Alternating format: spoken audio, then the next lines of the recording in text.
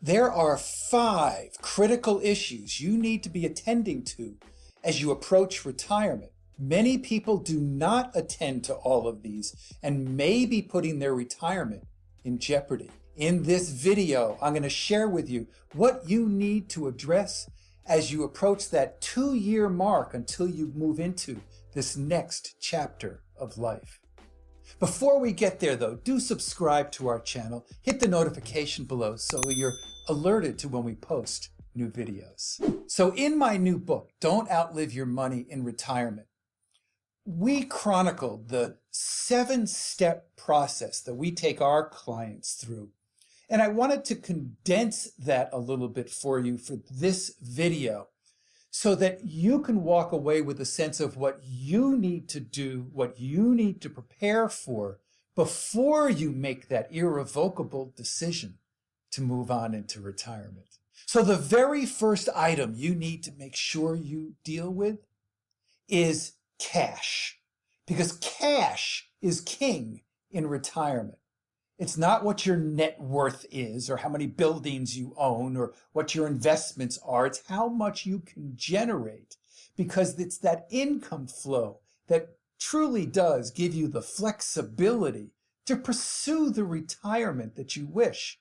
I find the most successful definition of retirement is I can do what I want when I want to. Don't we all want to be in that position? So you really need to make sure that you have enough cash on hand, and that really is important as you cross over, if you make that bridge from working into retirement. Now you remember back in 2007, 2008 when the markets cratered, and also going back to the late 90s when we had the tech bubble burst and we had 3 successive markets years, 2000, 2001, 2002, where the markets were in red territory. If one had retired just before or during that time frame and didn't have enough cash on hand in order to sustain the lifestyle that they needed, then not only were their portfolios going down because markets were going down, but they were also dipping into that portfolio to generate the income they needed, something our industry does not do a good job of telling you what that impact is. It's not good when you just go to retire. It's the most vulnerable time you have for your portfolio, just when or just soon after you retire. So minimize that vulnerability, minimize that risk, and make sure you have enough cash on hand, whether that's 2 or 3 years of literal cash in the bank or emergency reserves, or within your portfolio, particularly if it's in either a taxable or a retirement account, setting aside a basket, a bucket, we call it sometimes, of enough cash so you can draw down from that part of the portfolio without having to dip into your investments at a time potentially when the markets are going down. That could be very difficult to overcome, as many found out back in the last recession, 2007, 2008, or back in the early 2000s. It's very, very difficult to overcome retirement, a down market, drawing out income all at the same time. So have enough cash on hand. So the second most important item is understanding how much risk you need to take with your investments. And as we walk through the 7-step process, unfortunately, our industry focuses so much on the investments that you do as well. But when you go to retire, shouldn't be focusing primarily on the money management. First thing as you transition into retirement is understanding what your cash flow need is, because understanding what that need is will help to define what risk you should be taking now that you're retiring. When you were working, it was okay to take on more risk. We had more time to overcome mistakes, and we all make them, okay? But now that we go through retirement, we need to think about it a little bit differently. Instead of looking to outperform the traditional indexes while we were working, the Dow, the S&P, the NASDAQ, Now what you need to be doing and understanding, most importantly, is what is your personalized investment benchmark. You're no longer looking to outperform what the markets did. You're looking to take on the least amount of risk necessary in order to generate the income you need and potentially preserve your principal.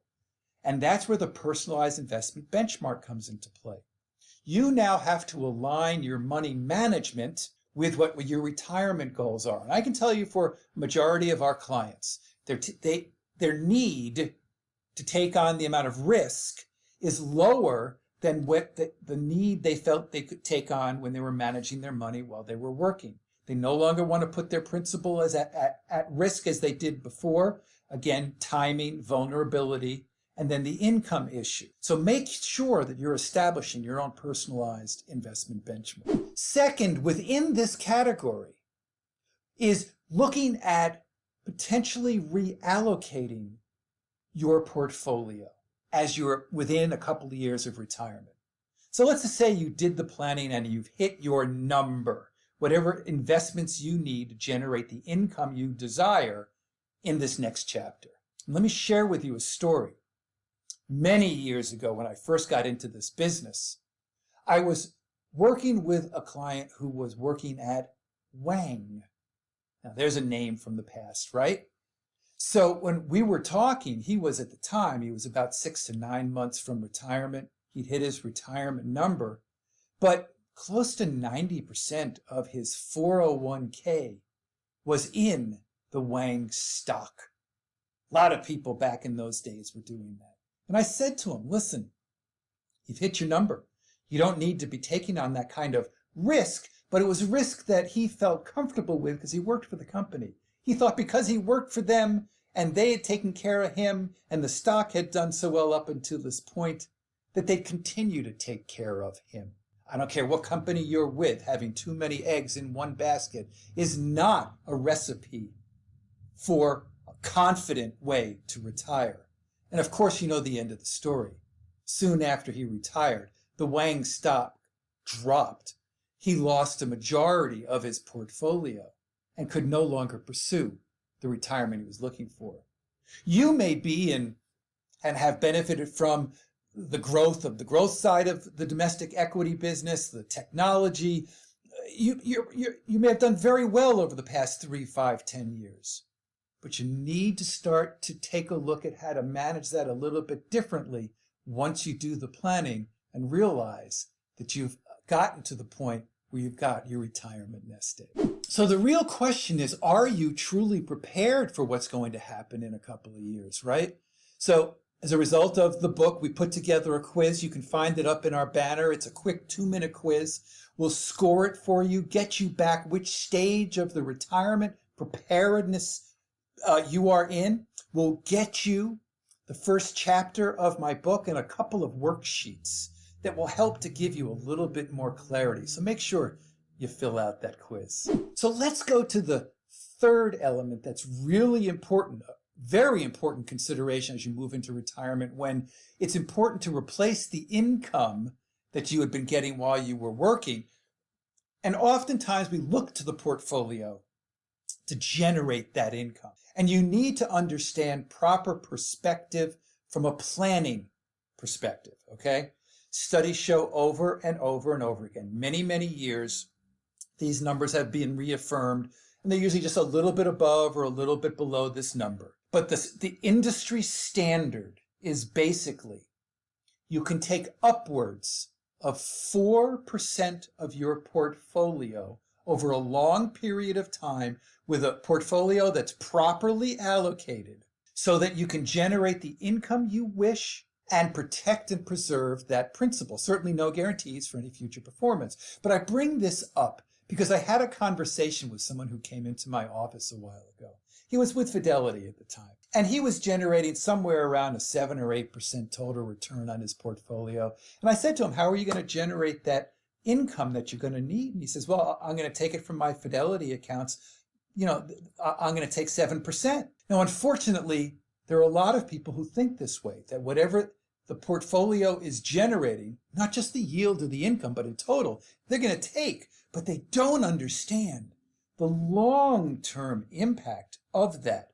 Also, let's assume we have done well over the past 5, 7, 10 years in this tremendous bull market that we were having before the pandemic. But even so, we're back up to historic levels, right? It doesn't continue this way, folks. Those numbers probably aren't going to replicate themselves, that we'll have another 10 years of great returns. Again, no guarantees, but you have to think about it in this way as you do the planning. And that's how we think about the 7-step process. We're very conservative in the way we think about it. If we overshoot what the assumptions were, that's great. But if we underwhelm and don't return what we need based on the assumptions in the planning, you will be in a position to potentially be depleting your assets a lot sooner than you wish. The fourth big item that most people truly don't understand, and again, I don't think our industry's done a very good job of this. Matter of fact, I know it. There's 567 different Social Security claiming strategies. Do you know which one to take? Do you know how to provide for your spouse today and tomorrow?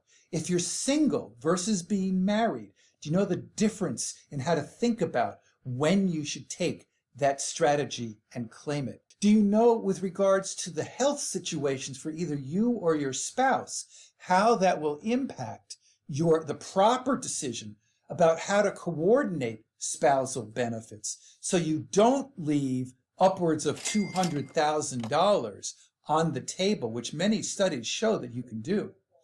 A United Income study a couple of years ago indicated that upwards of 96% of people take their Social Security at the wrong time. Don't be one of these people. This is why we focus so heavily and provide 7 different calculators, and there are calculators on the Social Security site as well. You need to understand this. Don't just take it early because you can. Understand the impact for you now, for both of you later, and the surviving spouse later on. And then finally, one of the biggest mistakes, mistake number 5, is not understanding that you may have all this time to fill when you go to retire. Again, I talked to you about the best definition of retirement, doing what I want when I want to. Another is, I don't know how I had enough time to go to work before. Great definition of retirement. I'm playing golf, I'm volunteering, taking care of the grandkids, I'm traveling, taking care of the house, whatever it is. My days are full. I'm fulfilled. I'm enjoying this next chapter. Because one of the things that you don't realize when you retire is you lose what is called the business culture. It's not the paycheck, it's the whole culture.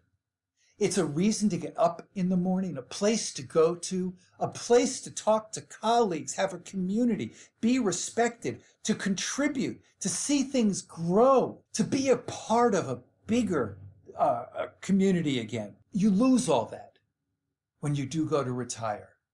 So make sure you have that conversation. Very important role we play with our clients to prompt them to have that conversation, so they understand before they get into retirement what it's going to look like, what the roles are and definitions and the boundaries and space, and whether I, with my wife, we're going to live independently, have our own things going on. This is a huge issue. The gray divorce is a big number these days. Make sure when you go into this next chapter, you understand what the landscape is, both financially and personally, and that will help you to get a fulfilling and rewarding retirement. And if you really want to learn more about the full 7-step process, take a look at our playlist. Thanks for watching.